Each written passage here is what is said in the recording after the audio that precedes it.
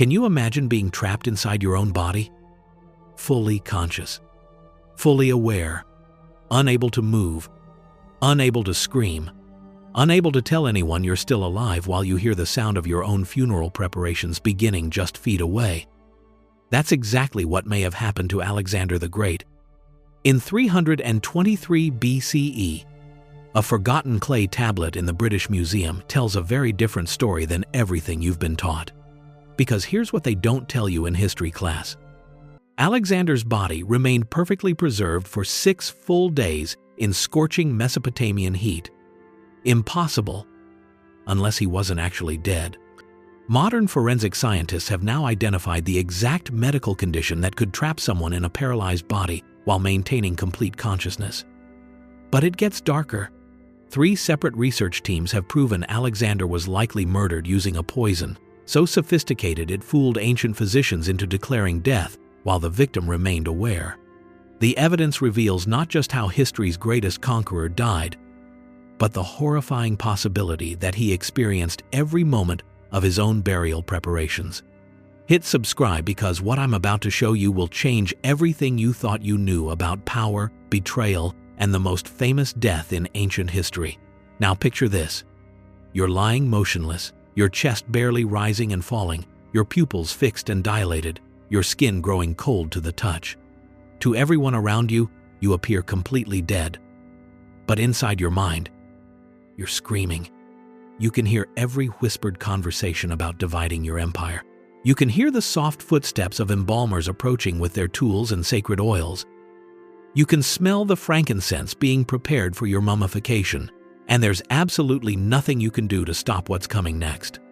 This isn't some medieval torture fantasy. This is what cutting-edge medical research suggests actually happened to the man who conquered most of the known world. For over 2 millennia, historians have debated how Alexander the Great died. Was it malaria, typhoid, poison, excessive drinking? But they've been asking the wrong question entirely. The real question isn't how he died, it's whether he was actually dead when they said he was. And the answer will make your skin crawl. Because what happened in that Babylonian palace in June of 323 BCE wasn't just murder. It was something far more sinister, far more calculated, and far more terrifying than anything Hollywood could dream up. But before I reveal the horrifying medical evidence that proves Alexander may have been buried alive, you need to understand something that will make this story even more disturbing. The very evidence that could have saved him, that could have proven he was still alive, was systematically destroyed and covered up by the same people who were supposed to protect him. The destruction of evidence brings us to something even more chilling, the physical impossibility that should have exposed the truth immediately. June 13th, 323 BCE, Babylon. The scorching Mesopotamian heat is merciless, over 100 degrees Fahrenheit. The kind of oppressive temperature that makes the air shimmer like liquid glass. In this climate, a human body begins decomposing within hours of death. The process is rapid and unmistakable bloating, discoloration, the unmistakable smell of decay that would have been overwhelming in that stifling palace. But Alexander the Great's body? It remained completely fresh. No decay, no smell, no discoloration. For 6 full days, ancient witnesses called it divine intervention, proof that Alexander was more God than man. Modern science calls it impossible, unless Alexander wasn't actually dead. What really happened in that palace? The answer will shake everything you thought you knew about one of history's most famous deaths. But first you need to understand who was watching Alexander's body during those 6 impossible days. The people watching Alexander's seemingly miraculous preservation were writing their own accounts. But here's the terrifying truth about historical evidence. Every account of Alexander's death you've ever heard came from historians writing centuries after the fact. People who never witnessed what actually happened. People who had their own agendas and political reasons to shape the story. Every single one except this. A clay tablet sitting forgotten in the British Museum for over a century, covered in the wedge-shaped marks of cuneiform script, written by Babylonian astronomers on the very day Alexander died. People whose job was to record celestial events and political happenings with bureaucratic precision. and it tells a very different story. The 29th, the king died. Clouds. That's it. No ceremony, no drama, no divine signs or miraculous preservation. Just a bureaucratic note that would become the only contemporary record of the most famous death in ancient history. But here's what makes this tablet absolutely terrifying. It's dated June 11th, 323 BCE. Not June 10th, not June 13th. June 11th. Which means everything else you've been told about when Alexander died, every timeline you've learned, every historical account that shaped our understanding for over 2,000 years, is wrong. And if they lied about something as basic as the date, what else were they covering up about those 6 impossible days? The discrepancy in dates reveals a systematic deception. But to understand the horror of how Alexander died, you need to understand the man who was dying, because this wasn't just anyone lying helpless in that palace. This was the most powerful human being who had ever lived. 20 years old when he inherited the throne after his father's assassination, 32 when he died. In those 12 years, he conquered more territory than any human being in history. From the olive groves of Greece to the spice markets of India, from the pyramids of Egypt to the mountain passes of Afghanistan, an empire spanning 3 continents that stretched across 4 million square miles. He never lost a battle, never retreated, never showed fear, even when facing war elephants or charging into enemy lines where lesser men would have fled, screaming. His soldiers worshipped him, believing he could lead them through hell itself. His enemies feared him so much they would surrender entire cities just at the news of his approach. The ancient world believed he was descended from the gods themselves, the son of Zeus Ammon, blessed with divine protection that made him invincible, which makes what happened to him in that Babylonian palace even more disturbing. Because if the gods couldn't protect Alexander the Great, if someone with unlimited power and resources could be reduced to a helpless victim trapped in his own body, then it means the people around him possessed something more dangerous than divine favor. They possessed knowledge of how to destroy even gods. The knowledge of how to destroy gods brings us to the final act of Alexander's life. And it begins with what should have been just another triumph. Spring, 323 BCE. Alexander arrives in Babylon with plans for his next impossible conquest, Arabia. A land of endless deserts and fierce tribes that no foreign army had ever successfully invaded. His 35,000 battle-hardened soldiers believe him completely invincible. And why wouldn't they? They've followed him across the known world, watched him defeat every enemy, seen him survive wounds that would have killed ordinary men, and witnessed him emerge victorious from battles where he was outnumbered 10-1. But some people in Babylon know better. The Chaldean priests, masters of astronomy and divination who have studied the movements of stars and planets for centuries, meet him at the massive gates of the city. These aren't primitive fortune tellers, these are sophisticated scholars who have accurately predicted eclipses, mapped the heavens, and served as advisors to kings for generations. Their message is chilling in its directness. Do not enter Babylon. Our god Bel warns that to do so will be fatal for you. The priests don't just offer this warning casually, they're so convinced of the danger that they suggest Alexander approach the city from the east instead of the west, believing that facing the rising sun rather than the setting sun might somehow protect him from whatever doom awaits. Alexander laughs. He's conquered the known world, defeated the mighty Persian Empire, crossed uncrossable mountains, tamed wild horses, and been declared a living god by the oracle at Siwa. What could possibly kill him in Babylon? A city he's already conquered once before. But as he rides through those towering gates, past the hanging gardens and gleaming temples, he's being watched, studied, evaluated, by people who have been waiting for this moment, people who have been planning and preparing while he was off, conquering distant lands. These aren't random assassins or political opportunists. These are individuals who understand something that Alexander's legendary confidence has blinded him to.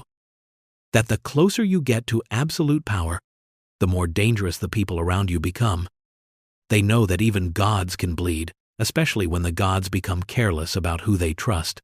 And in Babylon, surrounded by luxury and celebration, about to plan his next great adventure, Alexander is about to discover that the most dangerous enemies aren't the ones who face you on the battlefield. They're the ones who smile at your banquet table and pour your wine.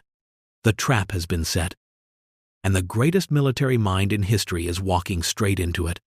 Because sometimes the very qualities that make someone invincible in war make them fatally vulnerable in peace. The trap that awaited Alexander in Babylon springs with devastating precision, and it begins with something as innocent as friendship and celebration. The banquet starts exactly as you'd expect for the world's greatest conqueror. Alexander's drinking with Medius of Larissa, one of his trusted officers who has served with him for years, a man who has fought beside him in countless battles and earned his place at the inner circle through blood and loyalty. Wine flows freely from golden amphoras, the finest vintages from across the empire, while laughter echoes through the marble halls of the palace as Alexander regales his companions with stories of their shared victories. The atmosphere is warm, convivial, exactly the kind of evening that powerful men enjoy after months of campaign planning and military preparations. Then Medius makes a suggestion that seems perfectly natural. Why don't they continue the party at his house? The palace can be formal, stuffy, full of protocol and watching eyes, but at Medius's private residence they can drink and talk freely, away from the constraints of royal ceremony. Alexander agrees without hesitation. It's a decision that will destroy him, though in that moment it feels like nothing more than two old soldiers choosing to extend their evening of camaraderie. At Medius's house, the drinking continues with even more intensity. And here Alexander makes a choice that seals his fate. He drinks from a large bowl, what the Greeks called a bowl of Heracles, a massive ceremonial vessel that holds 12 pints of wine. This isn't casual drinking, this is a ritual challenge, the kind of display of strength and endurance that Alexander has always used to demonstrate his superhuman qualities to his men.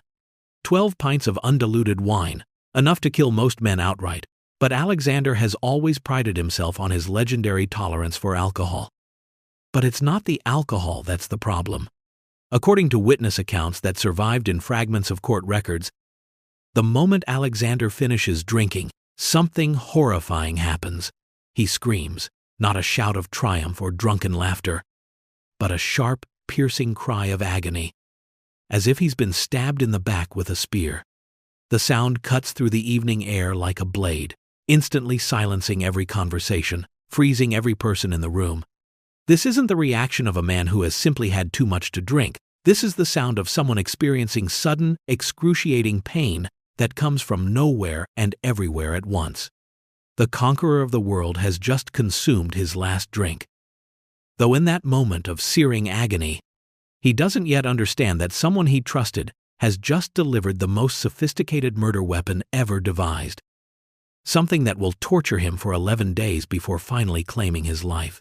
That scream of agony marks the beginning of something that will haunt anyone who understands what's really happening. Because what follows unfolds like a medical nightmare designed by the most sadistic mind imaginable. Day by day, hour by hour, Alexander's body begins betraying him in ways that should have been impossible for someone of his legendary strength and vitality. Day 1 brings fever that burns through his body like fire, accompanied by severe abdominal pain so intense that this man who has taken sword wounds and arrow strikes without flinching is doubled over in agony, barely able to stand upright. Day 2, the paralysis starts in his legs, a creeping numbness that begins in his toes and slowly works its way upward like some invisible predator consuming his nervous system piece by piece. Day 3, he can no longer walk. The legs that have carried him across 3 continents now completely useless, forcing his men to carry their invincible leader like an invalid. Day 5, his arms become useless. The same arms that have wielded sword and spear with legendary skill, now hanging limp and lifeless at his sides. Day 8, he cannot lift his head. The neck muscles that once held his head high in victory over fallen enemies, now too weak to support even that simple movement. Day 10, his speech becomes slurred and halting. The voice that once commanded armies and inspired men to follow him to the ends of the earth, now reduced to unintelligible mumbling, then stops entirely. But here's the truly horrifying part, the detail that should make your blood run cold through all of this. Through 11 days of progressive paralysis that steals every physical capability he's ever possessed, Alexander's mind remains completely clear. He's trapped inside his own dying body, fully conscious, fully aware of what's happening to him, watching helplessly as his legendary strength ebbs away while his thoughts remain sharp as ever. Imagine the psychological torture of being the greatest warrior in history, reduced to complete helplessness while your mind screams in protest at your body's betrayal. Modern medicine has a name for this condition, a diagnosis that explains every symptom with terrifying precision. But in 323 BCE, no one understood what they were witnessing. His physicians, his generals, his closest companions thought they were watching a god slowly die from some mysterious divine affliction. They had no idea they were watching something far worse. They were watching the most sophisticated murder ever conceived, designed not just to kill, but to ensure maximum suffering along the way. The sophisticated murder weapon reveals itself through Alexander's suffering, but the true horror becomes clear when you realize that while he lies paralyzed, unable to speak, unable to move, his closest advisors are having conversations he can probably hear, conversations about who will inherit his empire, discussions about dividing his territories, debates about succession that treat him as if he's already dead, while his mind remains trapped inside his unresponsive body. Picture the psychological torture of hearing your most trusted companions casually planning your funeral while you're still alive but powerless to protest.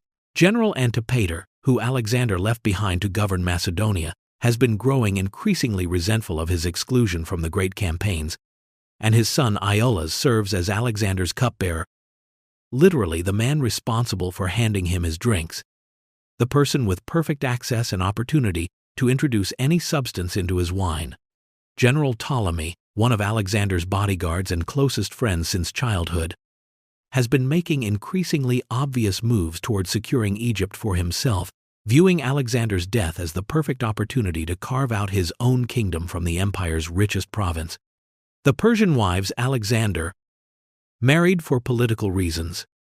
Statira, daughter of the defeated King Darius, and Parysatis, daughter of the previous king Artaxerxes, represent a constant threat because their children could potentially claim legitimacy over the entire Persian portion of the empire. Each one has motive that goes far beyond simple ambition. They're looking at the collapse of the largest empire in human history, and the chance to seize pieces worth more than entire kingdoms. Each one has opportunity, with daily access to Alexander's food, drink, and personal quarters. And each one has access to something that could kill even a god: poison. But which poison could cause the specific symptoms Alexander experienced? The ancient sources mention something called water from the river Styx, described as so deadly it could only be contained in a vessel made from a horse's hoof because it would corrode any other material. Sounds like pure mythology, right? That's what historians thought for over 2,000 years, dismissing it as ancient superstition and poetic embellishment. Until modern toxicologists found out the river Styx was real, flowing through the mountains of Greece, and its water really can kill with exactly the symptoms Alexander experienced. The discovery of a real river Styx with deadly properties leads us to an even more chilling revelation that emerged from cutting-edge medical research. 2019. University of Otago, New Zealand. Dr. A.T. IRC. Catherine Hall, a senior lecturer at the Dunedin School of Medicine and practicing clinician, is studying ancient medical texts when she notices something that makes her blood run cold. A pattern of symptoms that modern medicine recognizes, but ancient physicians never could have understood. Alexander's symptoms don't match arsenic poisoning, which kills quickly and violently. They don't match malaria, which causes cyclical fever, spikes, and chills. They don't match typhoid, which typically involves rose-colored spots and prolonged delirium. They don't match any of the traditional explanations historians have proposed for over 2 millennia. Instead, they match something much more terrifying: Guillain-Barré syndrome, a rare autoimmune disorder where your body's own immune system becomes confused and starts attacking your peripheral nerves.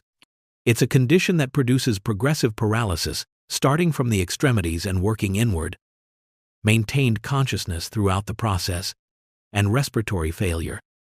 So gradual that breathing becomes barely detectable, exactly matching the 11-day progression described in ancient sources. Dr. Hall spent months analyzing every recorded detail of Alexander's final illness, comparing them against modern medical case studies. And her conclusion will haunt you. His death may be the most famous case of pseudo-thanatos, false diagnosis of death ever recorded. Translation: Alexander wasn't dead when they said he was dead. He was trapped in a paralyzed body, conscious and aware, possibly for days after physicians declared him deceased. But here's where the science becomes truly terrifying. Guillain-Barré syndrome can be triggered by certain bacterial infections, including Campylobacter pylori, which was common in ancient times, and can be deliberately introduced through contaminated food or drink.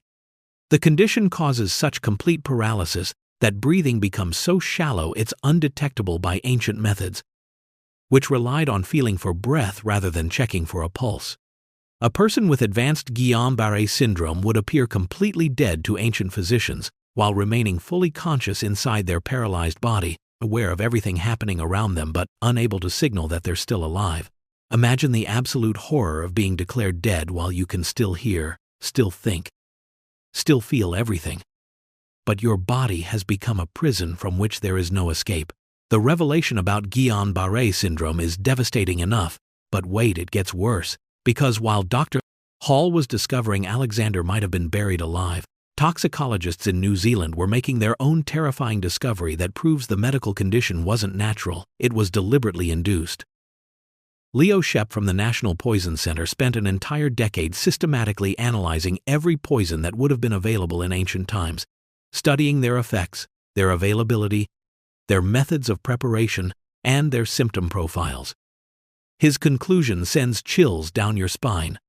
Veratrum album, commonly known as white hellebore, a plant that grows throughout the Mediterranean and can be fermented into a wine so toxic it could kill Alexander over exactly the 11-day time frame described in ancient sources. The symptoms match with terrifying precision: sudden onset of severe abdominal pain, progressive paralysis that starts in the extremities and moves inward, maintained consciousness throughout the ordeal, and here's the most horrifying part: respiratory failure so gradual and subtle that ancient physicians, who checked for the presence of breath rather than feeling for a pulse, would declare you dead while you were still completely alive and aware. The plant was well known to ancient healers and could easily be obtained by anyone with medical knowledge or connections to herbalists.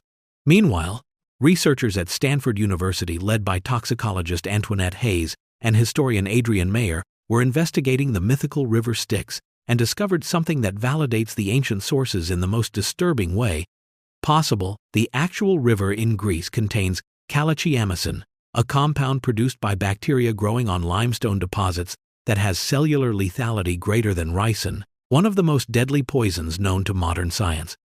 The ancient sources weren't lying or exaggerating when they described water from the river Styx as so corrosive and deadly that it could only be contained in vessels made from horse hooves. Someone really could have collected deadly poison from the legendary river of the underworld, just as the conspiracy theories claimed.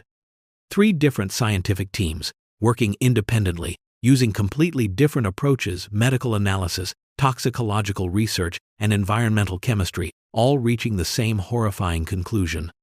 Alexander the Great was murdered using one of the most sophisticated poison plots ever conceived, designed not just to kill him but to ensure he suffered maximum psychological torture while appearing to die from natural causes. And the most terrifying part? He knew it was happening, trapped inside his own body, fully conscious as his murderers watched him slowly succumb to their carefully planned revenge. The convergence of 3 independent scientific studies proving Alexander was murdered raises an obvious question: so why haven't you heard this before? Why isn't this taught in every history class, discussed in every documentary about ancient history? Because someone made sure you wouldn't, and the evidence of this cover-up is as systematic and chilling as the murder itself. Almost every contemporary account of Alexander's death has been destroyed or lost under circumstances that defy statistical probability. Callisthenes, Alexander's official campaign historian who traveled with him and recorded daily events murdered by Alexander himself years before the Babylon incident, conveniently eliminating the one person whose job it was to document everything truthfully. Ptolemy's first-hand memoir, written by someone who was actually present during Alexander's final days, only fragments survive, with the most crucial passages about the death mysteriously missing.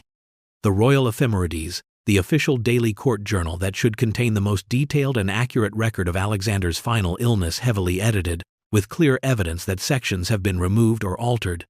Aristobulus, another contemporary who wrote about Alexander's campaigns. His work survives only in heavily filtered excerpts quoted by much later historians who had their own agendas.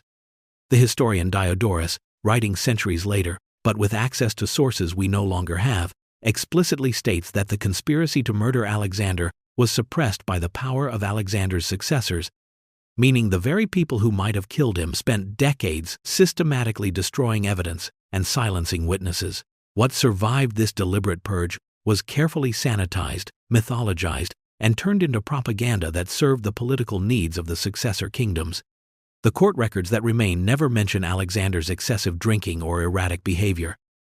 They emphasize his divine connections and supernatural qualities. They frame his death as natural, inevitable, even glorious. The kind of peaceful transition that legitimizes the power grabs that followed. For over 2,000 years, we've been reading their version of events, not the truth, but rather their carefully constructed lie designed to hide one of history's most heinous crimes and protect the reputations of the people who inherited pieces of Alexander's empire through treachery and murder. The systematic destruction of evidence reveals the scope of the conspiracy. But to truly understand the horror of what happened, you need to put yourself in Alexander's place during those final moments, and the experience will haunt you forever. Now imagine you're Alexander the Great, the man who has conquered the known world, who has never been defeated in battle, who genuinely believes he's descended from gods and blessed with divine protection that makes him invincible against any earthly threat. You've spent your entire adult life commanding absolute power, making decisions that affect millions of lives, surrounded by people who hang on your every word and obey your slightest gesture without question. Suddenly, after drinking from that ceremonial bowl at Medius's house, you can't move a single muscle in your body. You can't speak, can't gesture, can't even blink to communicate. You can barely breathe, each breath becoming more shallow and labored as your respiratory muscles gradually fail.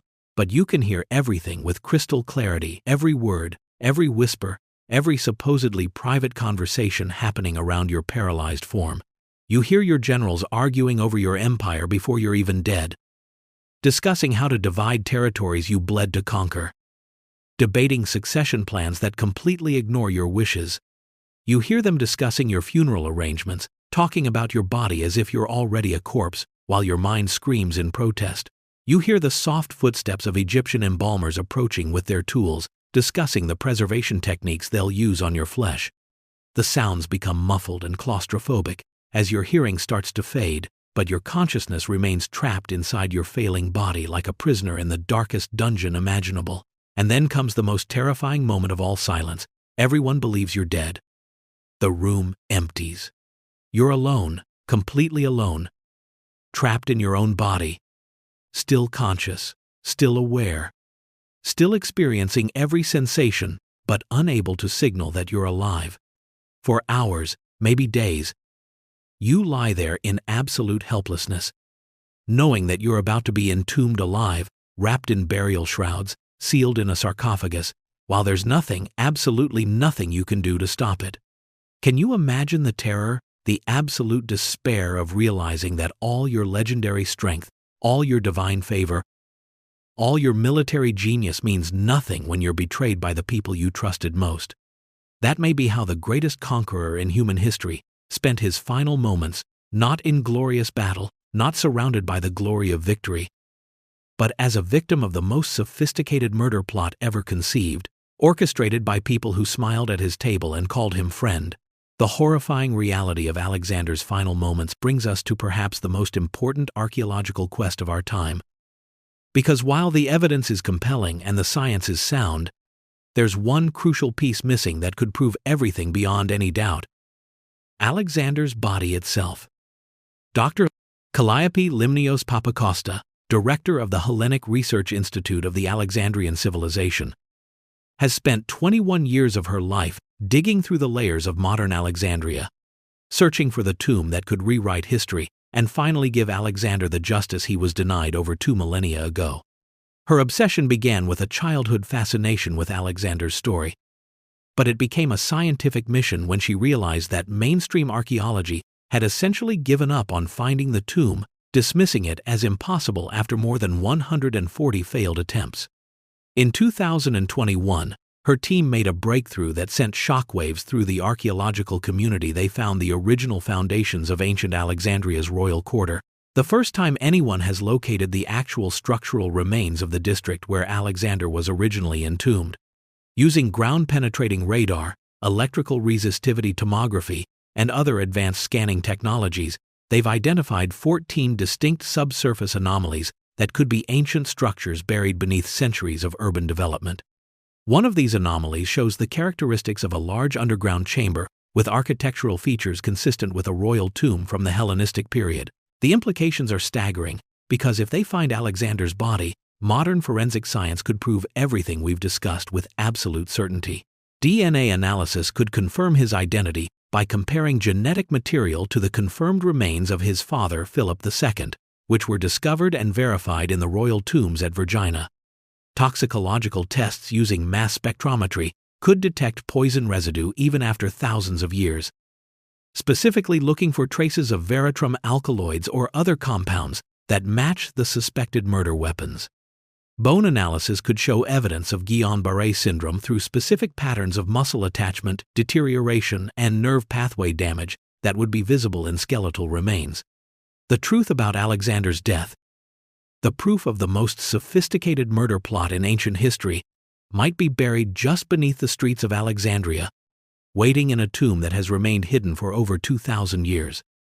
And after 346 years of mystery, cover-ups, and historical lies, we might finally get justice for history's most famous victim and expose the conspiracy that shaped the ancient world through murder and deception.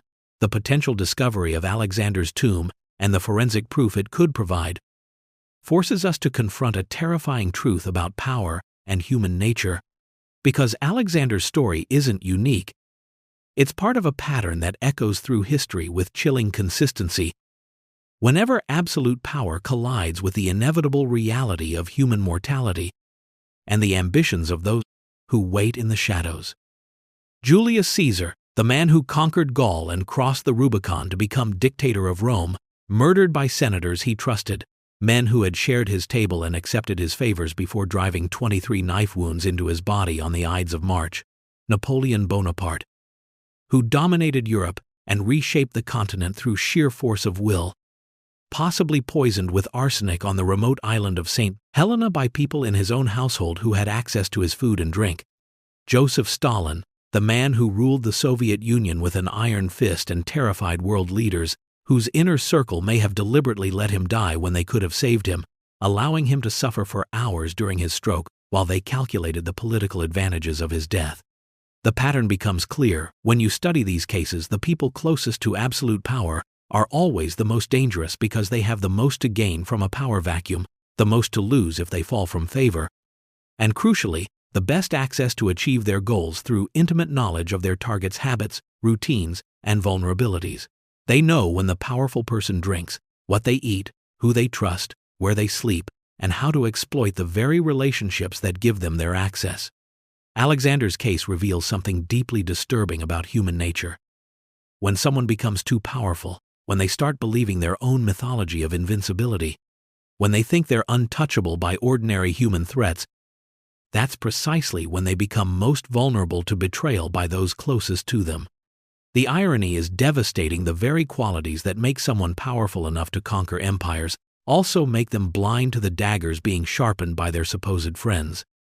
The greatest conqueror in history, who never lost a battle against external enemies, was brought down not by an opposing army, not by a rival empire, not by any force he could see coming, but by the people he trusted most, the people who smiled at his banquets, shared his wine, and whispered poison into his cup while looking him in the eye and calling him friend.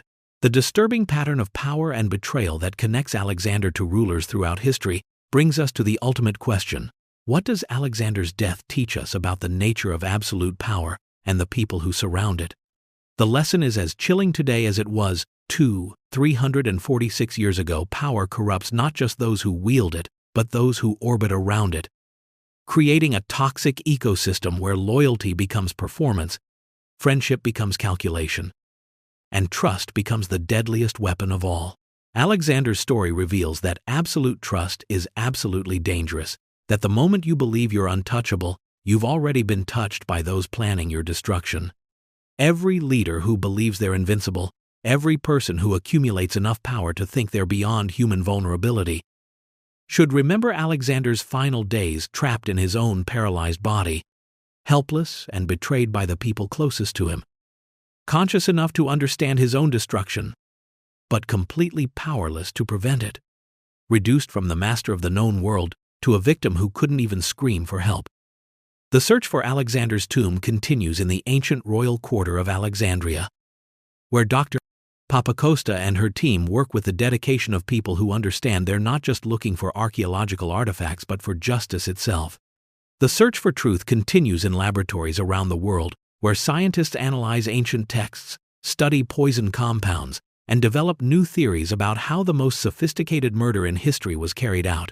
And maybe, just maybe, modern science will finally give history's greatest conqueror the justice he was denied by those who covered up their crimes for over 2 millennia.